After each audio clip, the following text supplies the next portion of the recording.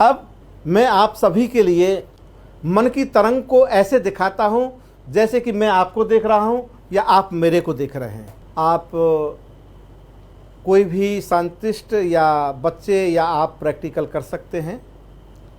आप कभी 5-6 महीने का एक बच्चा लें और बच्चे को नवा धुवा करके उसकी चारपाई या खटोला या पालने में उसको सुला दें, बशर्ते उसका तन उघाड़ा रहे, यानी कि तन पर कोई कपड़ा ना हो, और आप दृष्टि जमा करके उसके पास में बैठ जाएं और फिर देखें। अब बच्चा सो रहा है। सोने के बाद में वो क्या करता है, प्राणवायु के साथ उसकी मन की तरंग चलती है। जैसे कि मैंने पहले कहा कि हमारा जो शरीर है ये 2 प्रकार की तरंगों से चलता है, एक प्राणवायु, एक मन की तरंग।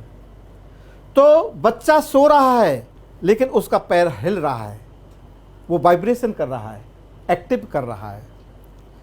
कुछ देर के बाद में हम देखते हैं कि पैर शांत हो गया है। अब वही तरंग बच्चे के हाथ में आ गई है और अब उसका हाथ वाइब्रेशन कर रहा है और वो तरंगित हो रहा है, वो हल रहा है। कुछ देर के बाद में हम देखते हैं कि वह तरंग हाथ से निकल करके उसके मुंह पर आ गई है और उसको आप होठों पर देख सकते हैं।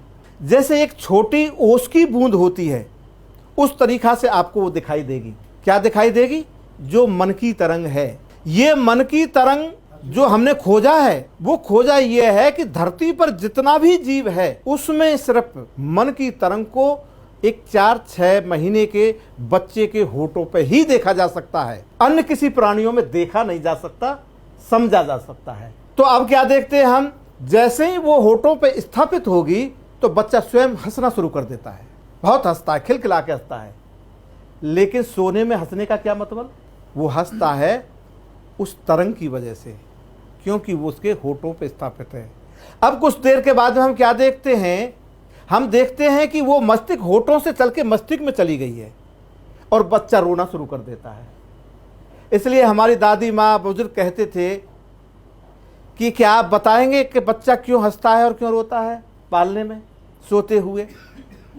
वो इसलिए हंसता रोता है क्योंकि प्राणवायु के साथ उसके मन की तरंग उसके मस्तिष्क में बैठ रही है, तो वो रो रहा है। मस्तिष्क में बैठ रही है, बच्चा रो रहा है, उसी तरीक़ा से आज पूरा मानव समाज रो रहा है।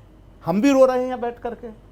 हम क्या कर रहे हैं? अगर उस तरंग को आजीवन अगर होठों पर स्थापित कर दिया जाए तो ये मनुष्य हंसता ही रहेगा।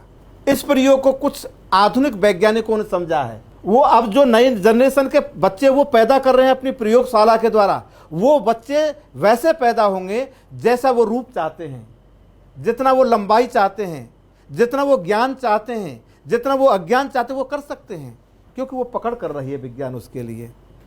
अब कुछ देर के बाद में वो दूसरी साइड में देखेंगे तो वो प्राणवायु की तरंग के साथ में मन की तरंग चल रही है और कुछ देर के बाद में उसके लिंग में स्थापित हो जाती है और लिंग एकदम से उसका चैतन्य हो जाता है। क्यों हो गया? प्राणवायु के साथ में मन की तरंग वहाँ पर स्थापित हो गई। इसलिए यह एक मन की तरंग है